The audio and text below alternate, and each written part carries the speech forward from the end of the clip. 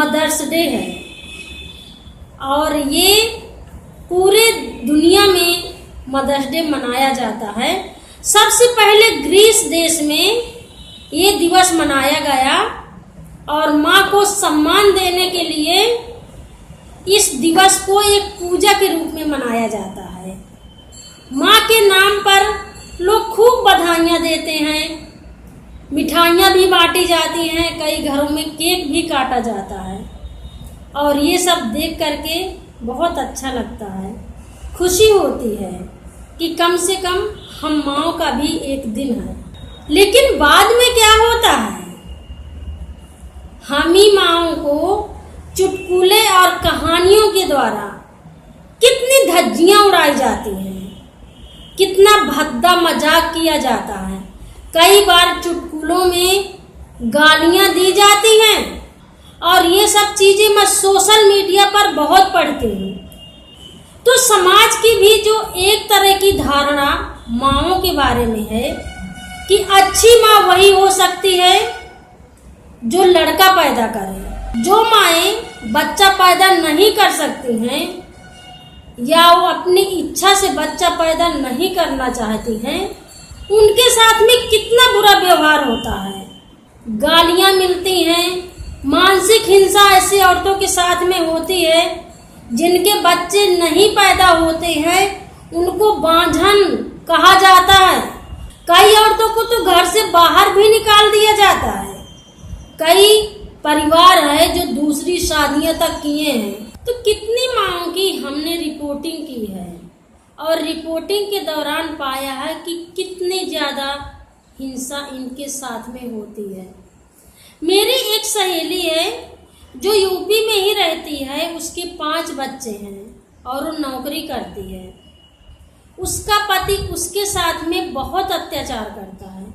अगर वो अपने काम के सिलसिले में उसको कहीं बाहर जाना है तो जाने नहीं देता है और अगर वो चली भी गई तो वापस आकर के उसको बहुत मार खानी पड़ती है।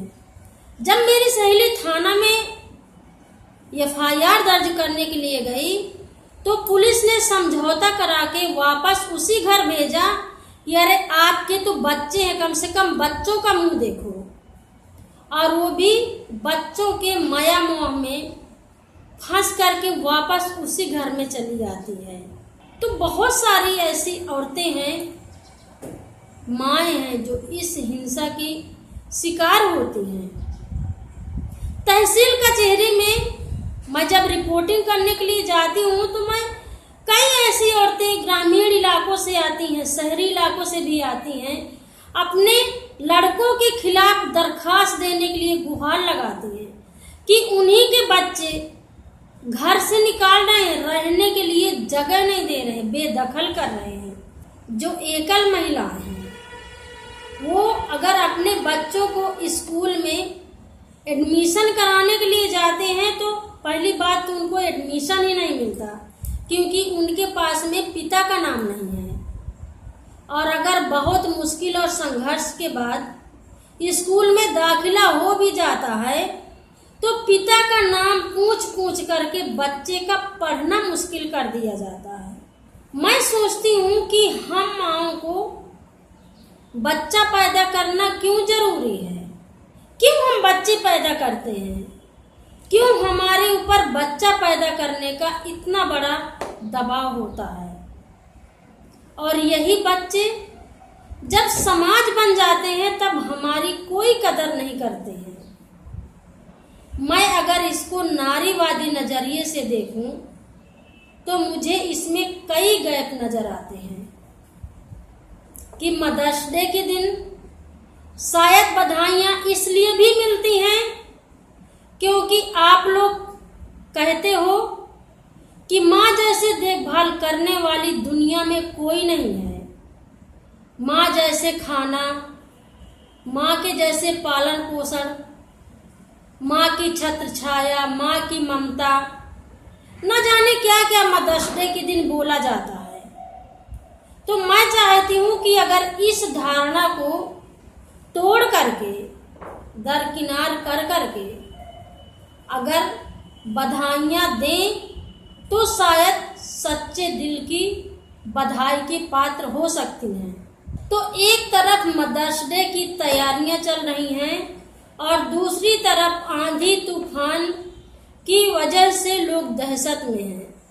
और 2 मई को इतनी ज़्यादा बारिश हुई और तूफान आया जिसकी वजह से यूपी और राजस्थान में सबसे ज़्यादा नुकसान हुआ है।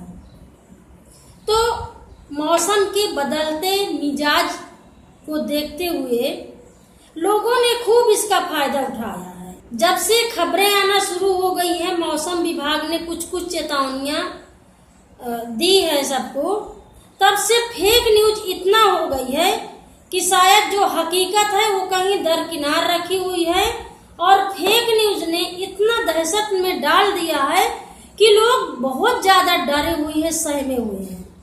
7 तारीख को मेरे व्हाट्सएप में एक मैसेज आया और उस मैसेज में लिखा था कि जरूर से पढ़ें।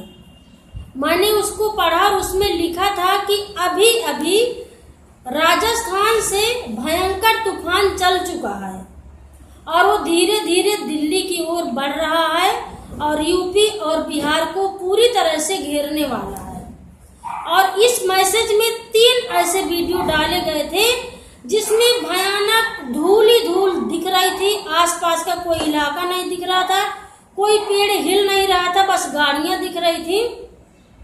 और जो भी व्यक्ति उसको शूट कर रहा था, ना तो वो हिल रहा था, ना उसका कैमरा हिल रहा था, ना कोई हलचल हो रही थी, बस वो धीरे धीरे हमारी तरफ धूल घेरती हुई आ रही थी और बादल एकदम नीचे जमीन की तरफ आ रहे थे। इस वीडियो को देख करके एकदम से जी कांप गया, डर गया। परिवार वालों से फोन आना शुरू हो गए। कई लोगों के फोन मेरे फैमिली से भी आए और लोगों के भी मैसेज आ रहे थे, टाइम पे घर पहुंच जाना, तूफान आने वाला है, बहुत भयंकर तूफान है। खैर तारीख भी गुजर गई, तूफान भी नहीं आया और कुछ भी नहीं हुआ है। तो ये जिस तरह की दहशत फैलाने का काम जो लोग कर रहे हैं, जो फेक न्यूज चला रहे हैं, उन पर कोई कार्रवाई क्यों नहीं होती है? तो तूफान और आंधी जैसे कि भयानक दहशत में अब बीच में शुरू हो जाता है चुटकियां लेना। इस पर चुटकुले भी पेश हो गए हैं और वो चुटकुले क्या हैं? माँ के बारे में, औरत के बारे में। एक चुटकुला पढ़ना चाहूंगी, वैसे तो बहुत सारे चुटकुले हैं, पढ़े जा सकते हैं। तो ये चुटकुला आया फोन पर जिसमें लिखा है कि दिल्ली में भयानक तूफान, पड़ोस की महिलाएं उड़कर आपस में बदली, पुरुषों में खुशी की लहर। ये क्या है? किस तरह के घटिया मजाक चुटकुले? मैं नहीं समझ पा रही हूँ कि क्या कहना चाह रहे हो। मजे भी लेना है, माँ को बधाइयाँ भी देना है, माँ को गालियाँ भी देना है, मतलब कोई भी दहशत हो, कोई भी बुरी स्थिति हो, लेकिन माँ के बारे में, औरत के लिए चुटकुले, मजाक, ठहाकाबाजी ये बंद नहीं हो सकती है। तो साथियों, ये वाला शो आपको कैसे लगा? आप जरूर से मुझे अपने सुझाव और टिप्पणी लिख करके भेजते रहिए और मेरे चैनल को सब्सक्राइब करिए ताकि मेरा हर शो आप तक पहुंचता रहे। अगले शो में फिर मिलते हैं करारी बातों के साथ में, नए मुद्दों के साथ में। तब तक के लिए नमस्कार।